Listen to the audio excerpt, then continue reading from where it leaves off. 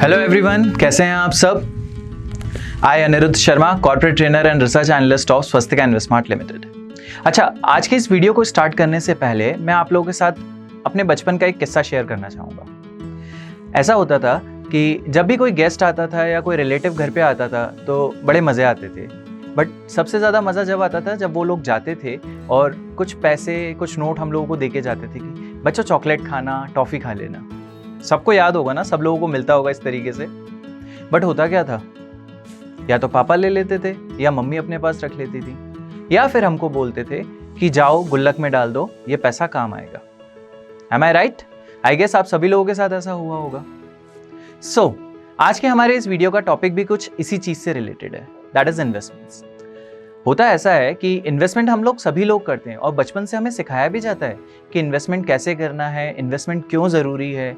अगर हम हमारे दादा परदादा की बातें याद करें तो वो हमेशा यही कहते थे कि हमने एक एक पैसा बड़ी मेहनत से और ईमानदारी से कमाया है, इसलिए आज हमने ये मकान खड़ा कर लिया या ये गाड़ी खरीद ली या ये प्रॉपर्टी खरीद ली। बहुत सारी चीज़ें आप सभी लोगों ने सुनी होंगी। बट कोई जान सकता है कि क्या पैसा ग्रो ऐसे ही होगा? डू यू थिंक कि पैसा सिर्फ कमाना, उसको घर में रख लेना, उससे पैसा ग्रो हो जाएगा, या गुल्लक में डाल के पैसा रख लेंगे तो उससे हमें ज़्यादा रिटर्न मिल जाएगा? I guess this is not the correct way. आप सभी लोग जानते हैं कि इस तरीके से पैसा नहीं बनता है या पैसे की ग्रोथ इस तरीके से नहीं होती है। सो आज के हमारे जो वीडियो का टॉपिक है वो है investment avenues for beginners as well as for salaried individuals. देखिए, आप सभी लोग प्लान करते हैं इन्वेस्टमेंट्स का, सब लोग चाहते हैं कि वो लोग इन्वेस्टमेंट्स करें, टाइम पे इन्वेस्टमेंट्स को स्टार्ट करें so that in upcoming future अपने फ्यूचर को वो लोग सिक्योर करके चल सकें। बट क्या आप लोगों को ऐसा लगता है कि इन्वेस्टमेंट करना और सिर्फ ले जा करके पैसा जमा कर देना कुछ ईजी टास्क है? अगर वर्ड इन्वेस्टमेंट आता है तो उसके साथ साथ रिस्क भी एसोसिएटेड होता है। एम आई राइट? आप किसी भी प्रकार का इन्वेस्टमेंट करेंगे तो कहीं ना कहीं आपके मन में ये ज़रूर आता है कि क्या इससे रिलेटेड कोई रिस्क है, क्या ये इन्वेस्टमेंट करना हमारे लिए सही है? ये क्वेश्चन हमेशा हर एक पर्सन को तंग करता है और इसी कारण से बहुत लोग इन्वेस्टमेंट करने से बचते हैं या अर्ली एज में इन्वेस्टमेंट स्टार्ट नहीं कर पाते हैं, लेट हो जाते हैं। लेट इन्वेस्टमेंट स्टार्ट करते हैं तो उनकी जो फाइनेंशियल प्लानिंग होती है, जो फाइनेंशियल गोल्स होते हैं, वो कभी भी फुलफिल नहीं हो पाते। देखिए, इन्वेस्टमेंट अगर आप कर रहे हैं तो इन्वेस्टमेंट के साथ साथ आपको रिस्क लेना भी ज़रूरी है। हाँ, अगर आप बिल्कुल रिस्क नहीं लेना चाहते हैं तो आप रिस्क फ्री इंस्ट्रूमेंट्स में इन्वेस्टमेंट करें। इंडियन मार्केट में दो प्रकार से आप लोग इन्वेस्टमेंट कर सकते हैं। एक तो रिस्क फ्री इन्वेस्टमेंट कर सकते हैं या आप रिस्क लेकर के ज़्यादा इन्वेस्टमेंट कर सकते हैं। रिस्क फ्री इन्वेस्टमेंट अगर आपको करना है तो आप लाइक एफडी ले सकते हैं, आप बॉन्ड्स खरीद सकते हैं, डिबेंचर्स खरीद सकते हैं, ऐसे इंस्ट्रूमेंट्स जहाँ पे आपको एक फिक्स रेट ऑफ रिटर्न तो मिलते जाएगा और आपका इन्वेस्टमेंट सिक्योर भी रहेगा। वहीं रिस्की इन्वेस्टमेंट्स रिलेट करते हैं स्टॉक मार्केट से, जहाँ पर आप इन्वेस्टमेंट करते हैं और मार्केट जो कि वॉलेटाइल नेचर में होता है, कभी अप रहेगा कभी डाउन रहेगा।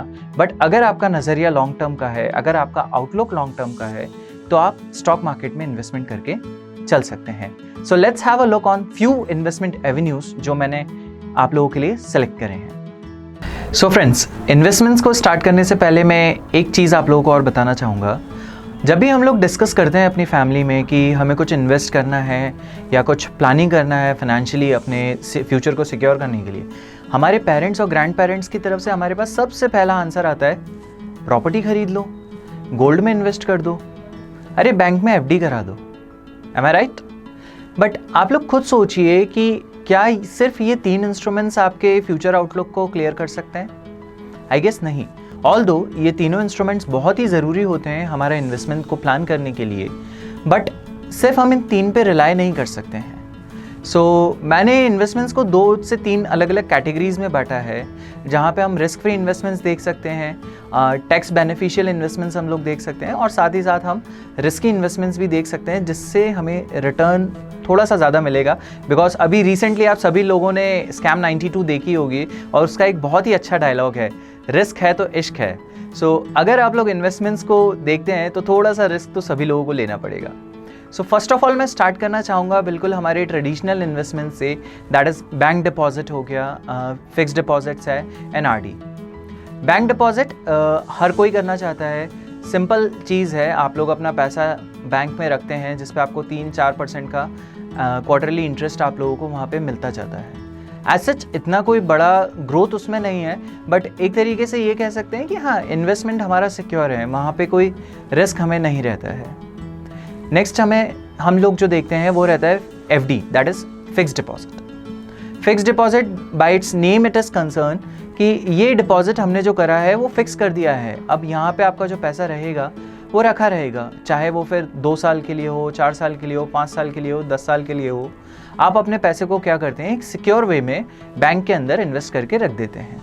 FD पे अमूमन आपको 5 से लेकर के 6.5% तक के रिटर्न्स मिल जाते हैं। सीनियर सिटीजन्स को 7-7.5% तक के रिटर्न्स भी FD पे कुछ बैंक्स प्रोवाइड करते हैं। नेक्स्ट आपका रहता है RD, that is recurring deposit. ये एक टाइप का टर्म डिपॉजिट ही होता है जहाँ पे हर मंथ हम लोग कुछ मिनिमम अमाउंट अपने बैंक डिपॉजिट अकाउंट से RD अकाउंट में डिपॉजिट करते हैं, जो कि 1 साल के टेन्योर के लिए, 2 साल के टेन्योर के लिए या 5 साल के टेन्योर के लिए या उससे ज़्यादा समय के लिए भी हम लोग करवा देते हैं। RD में ऐसा रहता है कि एक फ़िक्स अमाउंट आपके बैंक अकाउंट से हमेशा डिडक्ट होता जाएगा, चाहे फिर वो आप 500 रुपये रखें या 1000 रुपये रखें, वो 1000 रुपये हर मंथ आपके अकाउंट से RD अकाउंट में डिपॉजिट हो रहा है।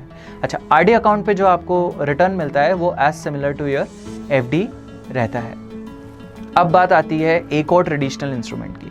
अभी मैंने नाम लिया था, दैट इज गोल्ड। हर कोई गोल्ड में इन्वेस्ट करना चाहता है। पुराने रेट देखें और अभी करंट रेट आप देखेंगे तो गोल्ड का रेट 50,000 से ज़्यादा हो रहा है। सभी लोग इंटरेस्ट रखते हैं, अरे गोल्ड में इन्वेस्ट करना है, करिए, no doubt gold investment is a part of your financial planning.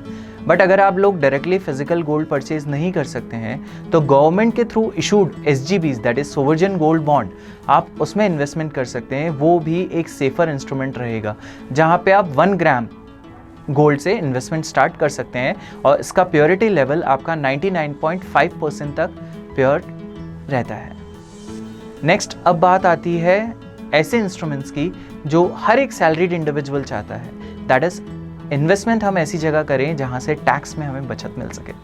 तो टैक्स के लिए सबसे बेसिक इंस्ट्रूमेंट जो मैंने सेलेक्ट करा है वो है NSC, national saving certificate. So friends, अभी मैंने आप लोगों को बताया था टैक्स सेविंग्स इंस्ट्रूमेंट के बारे में, that is national saving certificate, NSC। बहुत लोग NSC के बारे में जानते हैं। NSC basically government of India का ही एक इनिशिएटिव है जो आप किसी भी डेजिग्नेटेड पोस्ट ऑफिस में जाकर के NSC सर्टिफिकेट आप परचेज कर सकते हैं एंड ओपन करा सकते हैं। NSC में मिनिमम अमाउंट जो आपका रिक्वायर्ड होता है वो 100 रुपीज़ का होता है for purchasing any NSC certificate and maximum इसमें कोई लिमिट नहीं होती है। इस पर आपको जो रिटर्न मिलता है वो रहता है 6.8% का, जो मैच्योरिटी पे आपको मिलेगा जब आपका NSC सर्टिफिकेट आपका कंप्लीट हो जाएगा, दैट इज़ मैच्योर हो जाएगा। और जो रिटर्न होता है वो आपका एनुअली कंपाउंडेड होता है।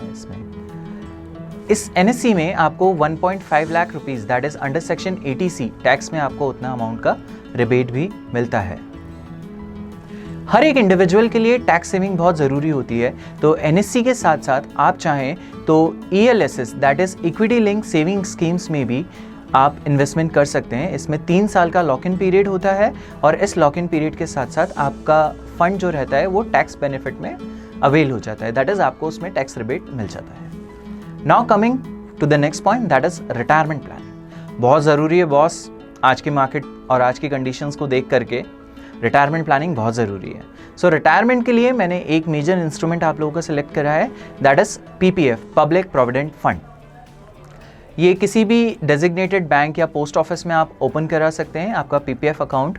उसमें आप 15 ईयर्स तक कंट्रीब्यूशन कर सकते हैं अमाउंट का एंड इस पे जो आपको रिटर्न मिलता है वो मिलता है 7.1% के अकॉर्डिंगली।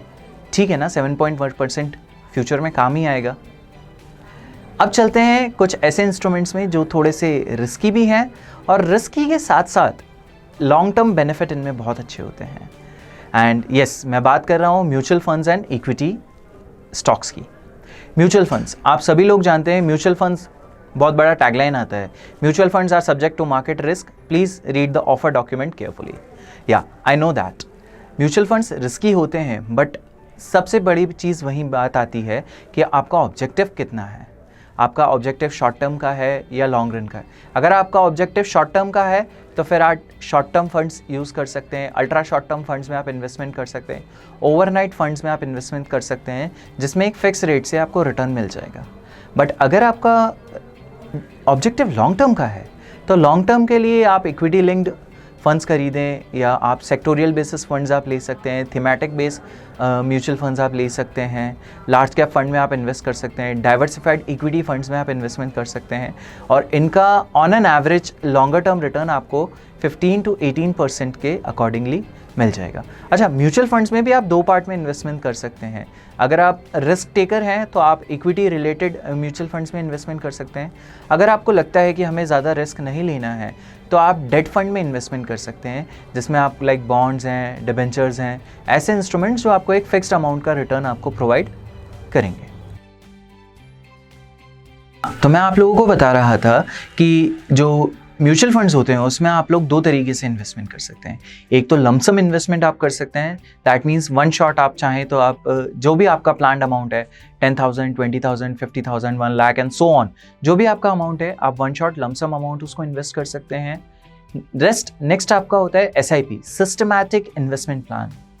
ये मेरी रिक्वेस्ट है टू ऑल द बिगिनर्स जो भी मेरे वीडियो को सुन रहे हैं, आप लोग SIP जितना जल्दी हो सके उतना जल्दी स्टार्ट कीजिए, बिकॉज फ्यूचर अनसर्टेन है। फ्यूचर कब कैसा हो जाए हमें नहीं पता रहता है और SIPs एक ऐसा मोड है कि जो कोई भी एक स्टूडेंट भी कर सकता है, एक इंडिविजुअल जो ग्रेजुएशन कर रहा है वो भी कर सकता है, जो अभी नया जॉब में लगा है वो भी SIP कर सकता है। मिनिमम आपको कितना अमाउंट इन्वेस्ट करना है? 500 रुपये। इतना तो एक मूवी देखने जाते हैं तब खर्चा हो जाता है यार। सो SIPs एक ऐसा मोड होता है जो मुझे लगता है कि एक मिड इनकम अर्निंग पर्सन भी कर सकता है और एक हाई इनकम अर्निंग पर्सन भी SIP मोड से म्यूचुअल फंड्स में इन्वेस्टमेंट कर सकता है। And now the last one, that is equities, shares. बहुत नाम सुना होगा आप लोगों ने, stock market, share market, many things are there. Stock market investments, equity investment, direct equity investment, अगर कहा जाए तो लॉन्ग रन में हमेशा हमें बहुत बेनिफिट रहते हैं। मार्क द वर्ड, मैं आप लोगों को बोल रहा हूँ इन्वेस्टमेंट्स। मैं ये नहीं कह रहा कि आप लोग ट्रेडिंग करें और पैसा बनाएं। इक्विटीज़ को एज एन इन्वेस्टमेंट इंस्ट्रूमेंट में इसलिए कह रहा हूँ कि जितना लॉन्गर रन आप इक्विटी में इन्वेस्टेड रहेंगे उतना ज़्यादा आपको बेनिफिट मिलेगा। प्लस इन्वेस्टमेंट्स के लिए आप ऐसी क्वालिटी कंपनी को सेलेक्ट करें, ऐसी हाई ब्लू चिप कंपनीज को आप सेलेक्ट करें जिनका बिजनेस लॉन्गर रन में भी हमको एक अच्छा रिटर्न देगा। तो इक्विटीज़ में भी आप इन्वेस्टमेंट करेंगे तो एक अच्छा रिटर्न मिलेगा, मल्टीपल अमाउंट ऑफ रिटर्न्स आपको मिल जाएंगे इसमें। आप चाहें तो आप एग्जाम्पल देख सकते हैं, लाइक विप्रो है, इन्फोसिस है, TCS है, रिलायंस है, ये बजाज फाइनेंस हो गया। ये ऐसी कंपनीज हैं जिन्होंने लॉन्गर टर्म इन्वेस्टमेंट्स में बहुत अच्छे रिटर्न्स हमें यहाँ पे प्रोवाइड करे हैं। So please mark the word long term investment. Equities में जितना लॉन्ग टर्म आप रहेंगे उतना अच्छा रिटर्न मिलेगा। ऑल्दो इक्विटीज़ में आप शॉर्ट टर्म इन्वेस्टमेंट भी कर सकते हैं, 6 महीना 8 महीना के लिए आप किसी क्वालिटी स्टॉक को आप परचेज करें तो वो भी अच्छा है। बट अगर आप ट्रेडिंग पे जाते हैं या ट्रेडिंग का माइंडसेट आप रखते हैं तो ये ध्यान रखें कि जितना आप अर्न करेंगे ट्रेडिंग में उतना ही उससे रिस्क आपके लिए एसोसिएटेड रहेगा। सो ये मेरे कुछ इन्वेस्टमेंट एवेन्यूज़ थे जो मैंने मेरे बिगिनर्स और सैलरीड इंडिविजुअल्स के लिए पॉइंट आउट करे थे या लिस्ट आउट करे थे। So do subscribe Swastika YouTube channel, stay connected with us with more updates and all. Do join us for the latest updates also. Thank you very much everyone.